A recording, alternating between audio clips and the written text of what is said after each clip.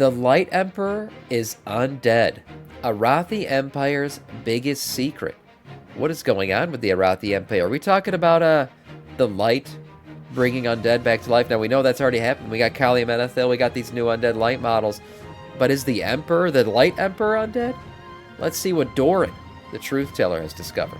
This little document went completely under the radar. No one's been talking about this. That reveals that the Light Emperor of the Arathi humans is called Thoradin, and he has been ruling as the Holy Radiance for well over 300 years, which means that this guy is either undead or immortal, and this raises incredibly interesting. I hope that's not it. I hope that he's literally just not saying that he's undead because he's lived so long, because right here we have the perfect example of Turelian. Turelian's lived a significant amount of time, and it's because he's like, his DNA is light infused. That's kind of what it is. So he's not undead, but he is more so somewhat immortal. We recently learned that the Arathi are known to raise light-based undead, as they say, loyal only to the Emperor. We also know light-forged humans that are able to live multiple lifespans through the power of the Naru. What is this new document? Let's examine the latest lore from the War Within beta, and let's see who this Emperor really is. Could we be encountering an insanely advanced light empire on a new continent ruled by an undead monarch? If you guys want to buy Total War, Elder Scrolls, or any other game, you can get them at great prices with my Gamivo link. You can also get anything Warcraft related, gift cards, and software, and all below market prices. Best of all, if you the 1,000 Years War, I'm sure the Twisting Nether played a role in their aging, as it did for even the Draenei who were there. The thing is, I don't see, Turelian himself still has not aged properly, even in his time outside of the Twisting Nether, and it's because of the Naru and his, you know, how he's basically light forged. At this point, you definitely know about the Arathi Empire on a different continent and the Light Emperor. Realistically, one of the most interesting bits of the War Within lore, because let's be real, the War Within seems really great, but it's really not all too exciting when you compare it to Midnight in The Last Titan, at least from the lore perspective. I'm very excited for Midnight. That old god lore Titan. I think some of the best storytelling we're going to get is going to actually be in Midnight. The War Within is really like a pre-patch for the World Soul Saga. That's kind of what it feels like. It's like laying all the groundwork, getting us ready, and starting the story off, and I think we're going to get into the heart of the story in the Midnight expansion. Influence a little bit of these Arathi humans, but there isn't really all that much more than this. However, this Arathi empire that we never knew about is getting more interesting by the day as we're constantly getting new information. So you probably already know most of the lore about them, hence I'm not going to go into a crazy lore lesson here. In the ancient times, human tribes united, formed the Arathi empire, then this empire found unlikely allies with the elves of Quotalas. It was really a mutually beneficial agreement. The big Arathi armies would help them fight the Amani trolls, while the elves would teach the humans magic, as they were the leading magic race of Azeroth at the time. This was nearly 3,000 years ago. This war was won, but what they didn't know until the World Soul Saga is that a group of these elven mages and a big part of the Arathi apparently decided to abandon their home continent, the Eastern Kingdoms, and they went to a place beyond the sea where they didn't form a new kingdom, but they continued what they already had, as they still call themselves the Arathi Empire. By the known lore, they live beyond the storming sea, which is very I'm guessing these Arathi who left and now are essentially the Arathi Empire continued, or 2.0 on the other side of Azeroth. They don't really know anything significant about the human kingdoms that currently exist, like Stormwind and everyone. They have no idea probably who these kingdoms are, depending on when they left. And at the same time, I wonder how they've dealt with the world threats that we've dealt with. Like when the Legion invaded, did they just not invade that side of Azeroth? Or how significant have the world events been to this empire on the other side of Azeroth? I don't know. I guess we'll find out if we do meet them. I still have a feeling we might meet them in some kind of big patch, go to Avalor, and who knows. But I do wonder how they've dealt with, the world threats that we've dealt with. The western side of Kalimdor, is we can never encounter them, and they must be somewhere that is very inaccessible. Interestingly enough, if you observe the crack in the War Within logo at the end of the cinematic, which is based on Kalimdor actually, you can see sort of a landmass west of Kalimdor, which might be a little glimpse at their home continent. Now, the Arathi humans we're encountering are just an expedition. What we learned from the beta dialogue so far is they're ruled by a light-based emperor. They're very powerful, they're rich, they seem intolerant, fanatical, and very technologically advanced. However, Right. the rabbit hole goes much deeper than this, as we learned a few more things from the other dialogue documents, and most interestingly, this little book. Originally, this seemed like a random in-game book that was just complete gibberish, just random text written on a page to appear like something important, but people can actually manage to figure out the letters, to decipher it, and to translate it, and to acquire some insanely interesting information. Oh, right. They talked about this in the interview the other day that we watched with Tellius and Inevitel with the art team. They did create a language for the Arathi, and it is a legitimate language. Like, people decoded it, and they can read some of the stuff that the Arathi have written now. Or I should say the ones that, at least that we know.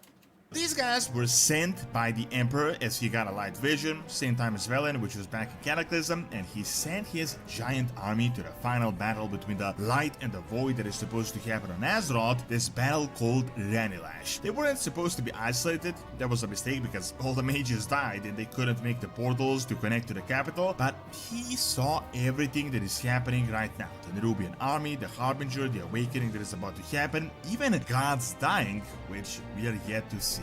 Now, this little book describes this exactly. The journey was perilous and we lost many faithful Arathi on the quest for Hellfall, but persevered and revealed the Emperor's vision. In the 342nd year of glorious dominion, His Holy Radiance Emperor Thoradin, the number by sovereign edict, did ordain the assembly of the Hellfall expedition to traverse the storming sea. Now, once we get... Okay, so yeah, Thoradin sent them over to, go to Hallowfall. He had some kind of maybe vision of the falling crystal. Something significant is happening. The light called to him to send out this expedition, and then the expedition went off. Something went wrong. They lost a bunch of ships, and they only had this rookie mage left. He's the only mage who survived, so he couldn't make a portal back. So eventually, with the mages we have, maybe they can teach him how to make a portal, and we do get to go to the new Arathi land. That would be very cool. To analyze this, you will see how crazy it actually is when you cross-examine it with the other hints. So, the book describes, as I stated, this expedition to Ranilash. It is strange, though, that it says that it was a quest for Hellfall, because other info stated they were sent to this zone by surprise, like they were actually going somewhere else, and then they just randomly ended up reaching this cave, this Hellfall. However, keep in mind, they named the zone Hellfall, and they named the crystal Baladar, the giant light crystal, that is also referred in other dialogues as the Emperor's vision. So it's probably actually going according to the plan. They just didn't expect they would crash land here and lose so many. They probably thought they would arrive normally and wouldn't lose, as they say, many faithful Arathi. Interesting enough, this document mentions the Storming Sea. Yet again, this Storming Sea name, which is another trend, and this is almost certainly a confirmation that they're on a continent that is... A Storming Sea, okay, maybe Azara becomes significant again. We know she's coming back too. Inaccessible to us right now with our current technology. It is very likely they're able to pass it because they use advanced zeppelins powered by a new form of magic called the Sacred Flame, but we'll get to that in a bit. Other documents stated that green dragons reached a land beyond the Storming Sea that the Titans didn't want others to learn about because they hid something there very likely as well. Now, the most... Also, the Titans, there's stories of them not being able to get like onto the land. Like, they've sent out, they've gotten to the land itself, but have met like significant resistance and lost everything. That whatever they send there dies. They can never really report back to them. So they kind of just decide, well, if we can't take it over, if we can't control it, then nobody should. And they've kind of, turned it away, basically, covered it in fog, whatever you want to say, but made sure that people don't find it.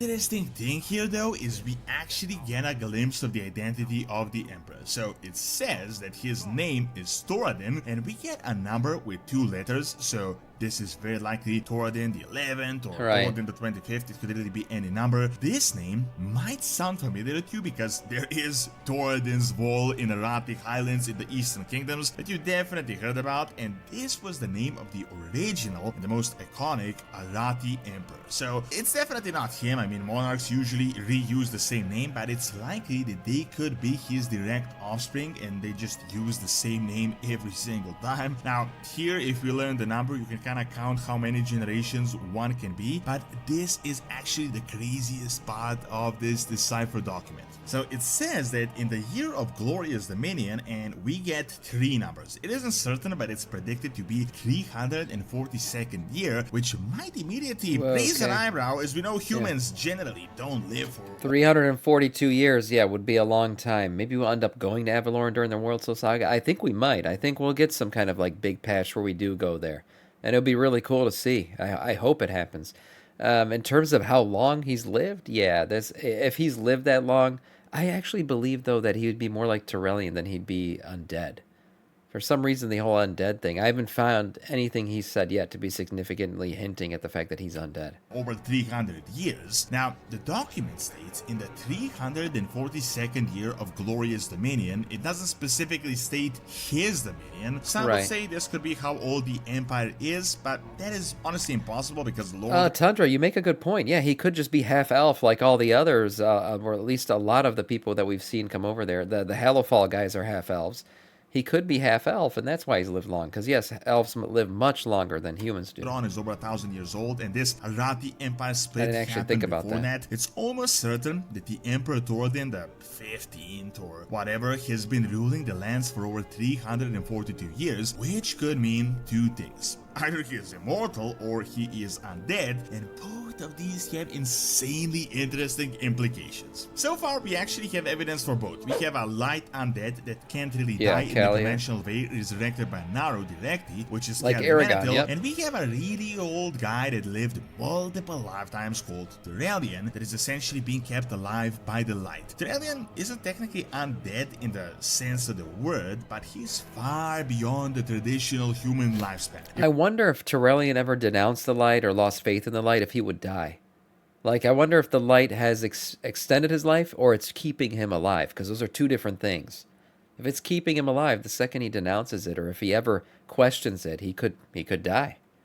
Even more interestingly, these Arathi humans are not really light followers in the traditional sense of the word. They use a brand new magic style that we had never known about called the Sacred Flame. Long story short, as we have some documents explaining this, but from what we know, they're combining elements into wielding this, and Sacred Flame seems like a mix between a holy priest and a fire mage, like wielding both fire magic as well as the light and mixing it all together. It honestly makes perfect sense. I mean, they're powering up their zeppelins with this, like actual machines, which generally is done through fire. Now, this light is different than any light that we've dealt with before, and it's actually the one that I think Anduin's going to learn how to use, because you know he lost his ability to basically use the light, but maybe it's just the version of the light that we know, and he's going to find this new flaming light to be a more pure form, maybe. And he learns how to use that from the Arathi. Raises another example, and that is Metal Fellstorm, arguably the first undead on Azeroth that lived for thousands of years, only being kept alive by his magic. So we know that the light can keep you alive seemingly forever, it can resurrect you, and magic can also do a very similar thing. However, the rabbit hole goes even deeper. So these light undead models that we had data mined quite a while ago actually finally got an explanation. It was hinted that the Empire and the Emperor will not like us, and that these Arathi allies that are working with us are just desperate ones that really need aid. I mean, they can't really choose. In the beta, the Arathi humans actually split into 2 factions, and the ones raising these undead say they don't want help from outsiders, and they're resurrecting their own as undead zombies that they only will be loyal to the Emperor directly. This Emperor loyal undead could indicate that the Arathi Emperor could be undead himself, saying that he's probably like 400 years old. They obviously know how to resurrect undead through the Sacred Flame, and they very likely are known to practice necromancy in general. And that would be very cool, what you just said, Brosep. Some kind of ranged DPS, light-wielding, flame light-wielding class. That'd be really cool. However, personally, I think the Light Emperor may be something of a mix between Kalia Manatil and Tyrellian, as he's some type of a light forged being, as he is being called his Holy Radiance. Nonetheless, though, I feel like this lore might seriously be some of the most interesting that is going to happen soon, and it will be a huge thing when we actually get to this new continent, see the Emperor in person, and learn what they're really about. These guys might be our enemies, but I feel like with the imminent Void invasion, the that there might be some type of a civil war, so a part of them will become our allies, just like in Hellfall, while the others will want to exterminate us, and I do feel like Maybe. the Emperor might be on that side. Of course, way too early to predict anything accurately, but a Light Emperor of a super powerful advanced Light Empire that is potentially a Lightforged undead hundreds of years old could turn out to be super interesting new lore.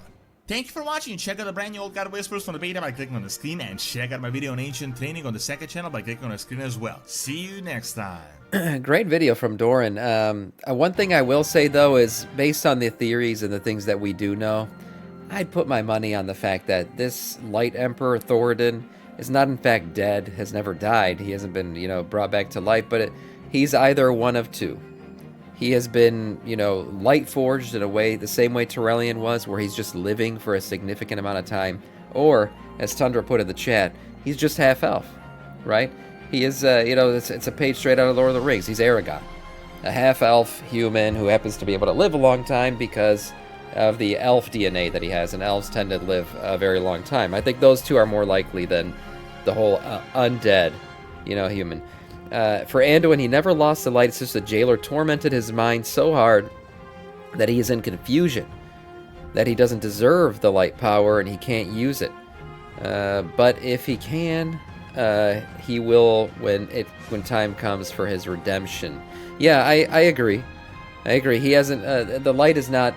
It's not that the light is not answering his call. It's that he doesn't even want to call to it anymore because he thinks he doesn't deserve it. Yeah, it's definitely like an internal struggle, but I do think he's going to learn some new things about the light. Maybe learn some new truths that we don't even know yet with the Hallowfall people, and it's going to lead to his basically redemption arc. Pretty cool stuff. Nice video.